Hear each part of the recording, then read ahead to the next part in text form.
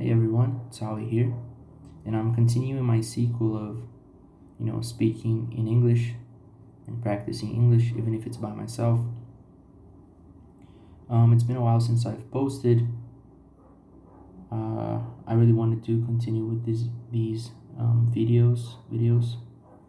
Um, so yeah, here I am, and today I want to talk about, you know, happiness and how it's sold, especially to young people like myself. And I'll start off by saying, what is happiness? Now, you might tell me that it's relative to, um, you know, different people. Someone might say it's family, someone might say it's my profession, someone might say it's their children. And I can tell you that all those answers could be true. What interests me, or even better, what worries me, is how happiness is sold. Um, Lately, or how it's been sold lately, which is you should do what makes you happy. Now that statement alone is very appealing, for sure. However, it's very dangerous, and I'll tell you why. It's because we are not capable of being our own judge or being our own CEO. Let's say, like, let's put it like that. Um, and I want to use an analogy to explain my chain of thought, which is basically, let's imagine a child, and this child, she really likes candy a lot, like most children do. Candy, or any sort of chocolate, most children will be very happy when they receive chocolate or candy. But this particular child really enjoys candy. And if this child was given candy, she would eat all of it, and she would be very happy for it, because again, she really likes candy. However, her pursuit of happiness in that sort is not very, healthy for her. Actually, it might do her a lot of damage. She might get a bellyache. She might, pass out due to the peaks of sugar in her blood, and then later on the crash of sugar. It certainly won't be healthy, and it certainly isn't a sustainable method of life. If she continuously eats, that many candy bars or chocolate bars every day, she might even develop chronic health issues. And maybe you understood my chain of thought with this, but I want to bring that example into our everyday lives. I don't think we are capable of understanding what makes us happy. Most of us aren't. It's actually a very difficult task. We might think that something makes us happy, and we might pursue it, and later on actually realize how destructive it is to our lives. And then comes the down crash of the sugar, and then you hit a low point, and someone has to come and pick up the pieces. It's actually a very vicious cycle. So I do not agree at all with the idea of do what makes you happy, quote unquote. Do what makes you happy. I don't agree with it. I don't think that's a sustainable life's plan at all. Sure, we should, try to find things that make us happy, but it's a very dangerous road. Very dangerous road.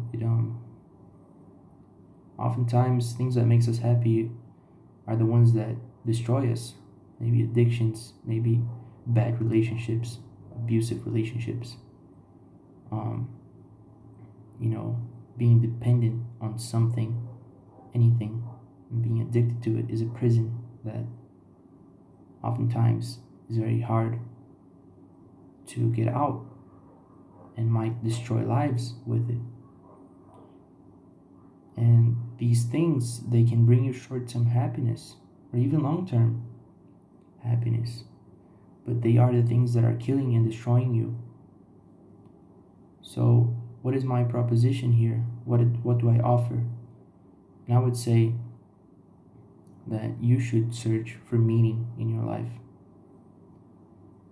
not happiness. And I would say that because within meaning, you can find happiness. Within that meaning, you can find sustainable happiness, not just the one that brings you short-term happiness and later on something destructive. But within meaning, you can actually have some kind of fulfillment and gratification, and you can build into it and grow into it and make it sustainable for yourself. And this could work for any area, right? For example, maybe you're in school or high school and you love teaching your friends math because you're really good in math. And when you teach them and they actually go well in their test, you feel fulfilled and gratified, and you have this warm feeling in your heart of being a part of something greater than yourself. And that little speck is actually what I call meaning. And that's what you have to build in. You don't have to necessarily be a teacher, but that's the area you should focus in. That's where you should head to. That's where you should go. And that's where you'll find meaning. And I don't see that being sold to young people, especially young people. And it's very sad because we all live in this constant, desperate cycle of, search for happiness, search for what makes you happy, and it's destroying all of us when we should be searching for meaning and sustainable meaning, I would say.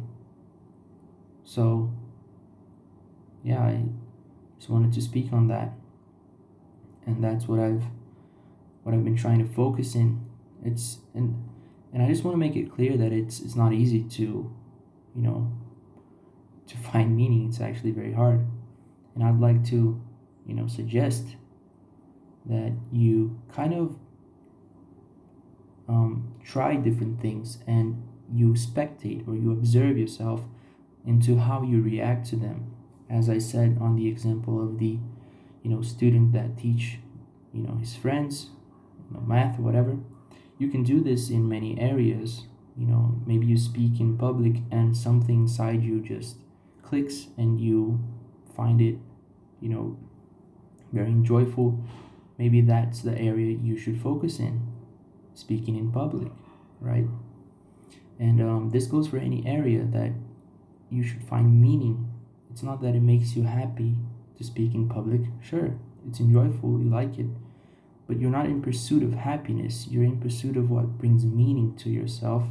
And usually, it's connected to others, to helping others, to impacting someone else's life and seeing them develop and work and evolve and actually grow from it, from something that you planted way back.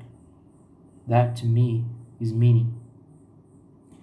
And that's what I would like everyone in my generation to focus in, rather than short-term happiness and destructive long-term happiness. I'll be ending this video. Don't want to make it too long. And I appreciate everyone that watches it. Thanks.